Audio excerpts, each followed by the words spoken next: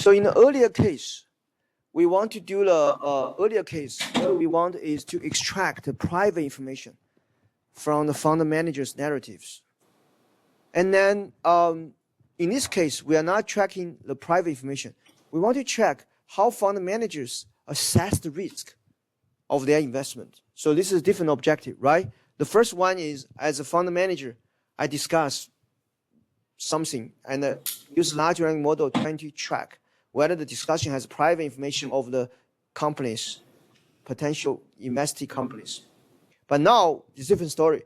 We want to see how the managers assess the risk of their investment. So it's from that discussion, we want to see how managers evaluate the risk of their investment. So what we want to do is we're still using the deep learning model, another deep learning model. We want to do how do they assess the risk? How do they adjust the risk of their investment? And then it's also deep learning can help. And so we talk about 4 things in the paper. So 4 questions. The first question is, from their narratives, can we know the managers? Can we use it by analyzing the narratives using deep learning? Can we tell the managers are perceived good risk or negative risk from their investment? So that's the question 1. Question 2 is the measure from this narrative, does that really reflect the fund manager's investment? So let's say if I think the risk is good, in the future, do I really increase the portfolio risk? If I say the risk is bad, do I really reduce the portfolio risk? So basically, the question 1 is we want to use deep learning to capture their risk assessment. The question 2 is we want to use their future action to validate what they talk about, right? Maybe I say this is good risk, but in the future, I don't increase my risk. I just cheap talk. So we want to do that. We want to show how they talk about risk and what's their future action reacting to what they talk about. And the 4th one is, we want to show that is any manager who can handle risk better or worse? Can we tell which one is good fund manager, which one is bad fund manager, and we know which fund we can invest? Eventually, we want to give the investors some suggestions. So many mutual funds in a capital market. Which fund we should invest, right? Which fund we invest? And the 4th thing is also related to the last question. Do investors already know this is good trading strategy or not, right? These are the 4 questions we want to ask. So what's the results here? The first result is we actually can use deep learning to capture the manager's perception of risk. Whether if they feel it's good risk or it's bad risk, we can use deep learning model to capture their perception of the risk of their portfolio. That's number 1, answered. So number 2 is they actually do what they do. If they think this is good risk, they increase the portfolio risk in the future. If you think it's bad risk, they reduce the holding risk in the future. So kind of the first one is we use textual analysis to capture their perception.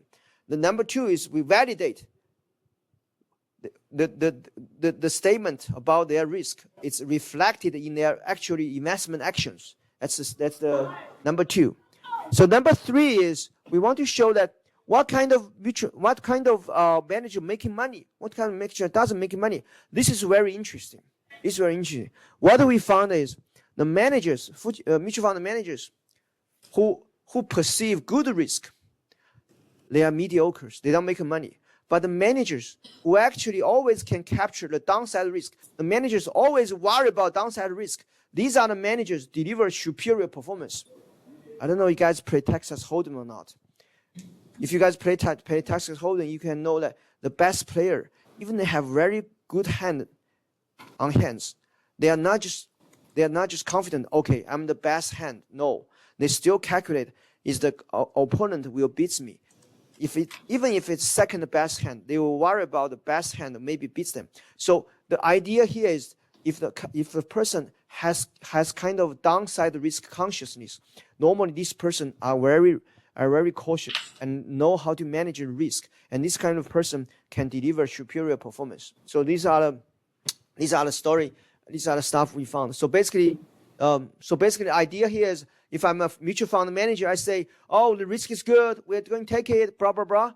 Then maybe capture risk, maybe not. We don't know. But if the mutual fund manager, while other people are saying good thing, the mutual fund manager is saying, well, wait, hold on. I have to be cautious about this. I mean, AI is good, but maybe there's a bubble there. Like if this kind of person always, while other people are optimistic, they are kind of looking at the very cautious about downside risk. This kind of people normally they have the very cautious mind and the careful thinking. They can deliver superior performance. This is the mutual fund we want to invest. So going back here is not all mutual fund managers deliver superior performance. Only the manager who can handle the downside risk and cautious about downside risk can handle the can deliver superior performance. So there's two explanations for this. The two explanations for this. Why the downside, why the manager conscious about the downside risk can deliver superior performance? There are two explanations. This first explanation is straightforward, which means on the market, there's a full of good news. So if you check Microsoft news, everything is good news. But getting the negative news is difficult. So for a manager who can talk about the downside of Microsoft, that's the manager who spent effort to acquire negative information. So these are the information acquisition give the manager advantage to deliver superior performance.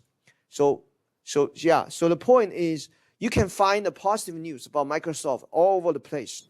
But it's difficult to find negative information about Microsoft. If the founder manager can find the negative information about Microsoft, that manager possibly can deliver superior performance. That's the number one. Number two is human normally to be overconfident. And while other people become overconfident, if you can manage your expectation, be cautious, and be conscious about risk, normally you can think well and deliver superior performance. So these are the two reasons we put behind the managers who can acquire negative information, who can overcome their overconfidence, normally can deliver superior performance. And the last one is we found a very interesting finding is do investors trading on this? Find not. Not everyone trading on this strategy. So these are the summary of the findings. So basically, we use deep learning to capture whether the managers perceive good risk or bad risk. That's number one. Number two is we use the future investment action to validate their discussion about risk, and which is true. They're not cheap talk. They say it, they do it.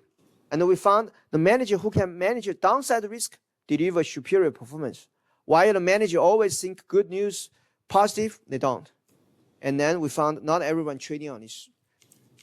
Whoever knows this trading on this. So these are the important information we provide to the market. So